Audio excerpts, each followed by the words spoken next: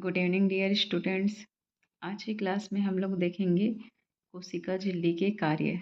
पिछली क्लास में हम लोगों ने पढ़ा था कोशिका की संरचना, कोशिका के प्रकार एवं कोशिका के अंग, है ना। उसमें कोशिका की संरचना को डिटेल में पढ़े थे। देन कोशिका की संरचना के बाद हम लोग पढ़े हैं कोशिका के अंग।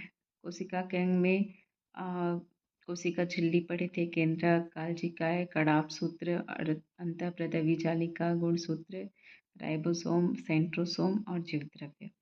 तो इसको वन बाय वन हम लोग डील कर रहे थे। तो सबसे पहले हम कोशिका झिल्ली की संरचना पढ़े। अब देखते हैं कोशिका झिल्ली के कार्य, है ना। तो कोशिका झिल्ली का कार्य फर्स्ट क्या होता है? कोशिका झिल्ली कोशिकाओं की रक्षा करती है और उन्हें व्यवस्थित रखती है। तो कोशिका झिल्ली कोशिका को क्या करती है? पहले रक्षा करती है और उसको व्यवस्थित रखती है। कोशिका के अंदर जो कोशिकांग होते हैं उसकी रक्षा करती है और व्यवस्थित रखती है। दूसरा क्या है? यह कोशिकाओं के अंदर बाहर पदार्थों का स्थानांतरण को नियंत्रित करती है। मतलब कोशिका के अंदर जो भी एक पदार्थ का एक्सचेंज होता है ना, उसको कंट्रोल करती है। देन थर्ड है, यह कोशिकाओं को विषाक्त पदार्थों से बचाती है। देन फोर्थ है, यह कोशिकाओं के अंदर आवश्यक पोषक तत्वों को लाती है और अपशिष्ट पदार्थों को बाहर निकालती। पोषक तत्वों को अंदर करती है और अपशिष्ट को बाहर करती है। कौन? कोशिका झिल्ली। कौन करता है? कोशिका झिल्ली। यह कोशिकाओं के अंदर होने वाली चयापचय प्रक्रियाओं को अलग करती। चयापचय मीन्स होता है मेटाबॉलिज्म, है ना। मेटाबॉलिज्म मीन्स जो हम खाते पीते हैं। मेटाबॉलिज्म मीन्स क्या है? जो भी हम खाते पीते हैं, है ना, खाते हैं उसका एनर्जी के रूप में कन्वर्ट करना, उसी हम क्रिया को हम क्या कहते हैं? मेटाबॉलिज्म कहते हैं।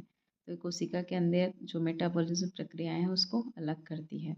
देन यह क्या करता है? यह कोशिकाओं के आकार को बनाए रखने में और उन्हें सहारा देने में मदद करती। तो ये हमारे कोशिका के कार्य हैं। 5 नंबर का आएगा तो 5 लिखेंगे, 6 मार्क्स का आएगा तो 6 लिखेंगे। ठीक है, क्लियर है। नेक्स्ट देखेंगे केंद्रक, है ना। नेक्स्ट ये कोशिका के अंग का एक अंग ये है केंद्रक। केंद्रक को हम और क्या कहते हैं? न्यूक्लियस कहते हैं, है ना। क्या कहते हैं? न्यूक्लियस कहते हैं इंग्लिश में। देन इसमें देखते हैं कोशिका क्या है। कोशिका का एक महत्वपूर्ण अंग है केंद्रक, है ना। कोशिका का क्या है? एक महत्वपूर्ण इम्पोर्टेंट क्या है? पार्ट है, क्या चीज़? अंग है केंद्रक, है ना। तो इसमें अनुवांशिक तत्व डीएनए पाया जाता है ना। क्या पाया जाता है? अनुवांशिक तत्व डीएनए। केंद्रक को कोशिका का नाभिक भी कहा जाता है। केंद्रक कोशिका का सबसे बड़ा कोशिकांग है ना। क्या है? केंद्रक जो है कोशिका का सबसे बड़ा कोशिकांग है।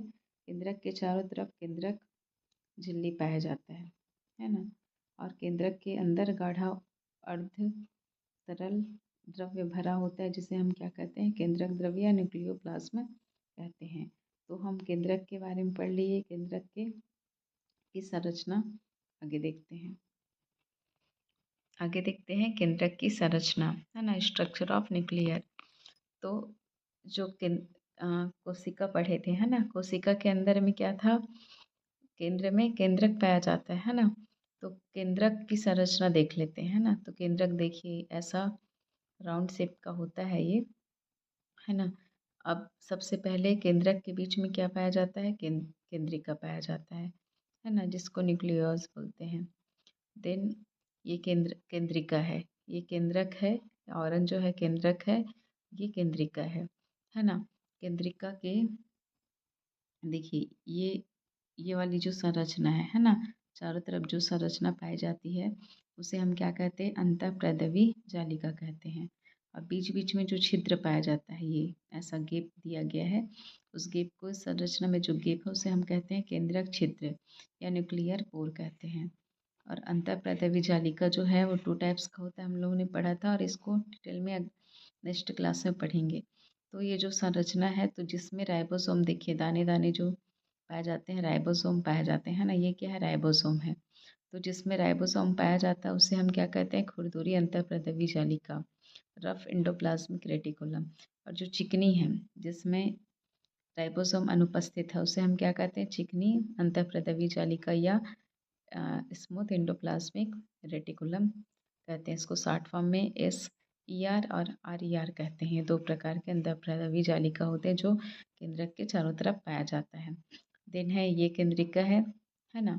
ये राइबोसोम हो गया। अब ये देखते हैं ये जो इसके बीच में जो द्रव्य भरा है उसे हम क्या कहते हैं, केंद्रीय प्लाज्मा कहते हैं या न्यूक्लियोप्लाज्म कहते हैं, है ना।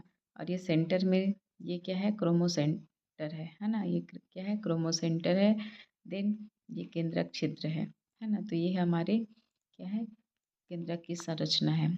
जिसको भी डाउट हो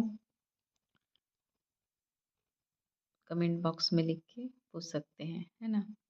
स्क्रीनशॉट ले लीजिए। इसका नेक्स्ट हम नेक्स्ट क्लास में पढ़ेंगे गाल्जी बॉडी या गाल्जी गाय के बारे में।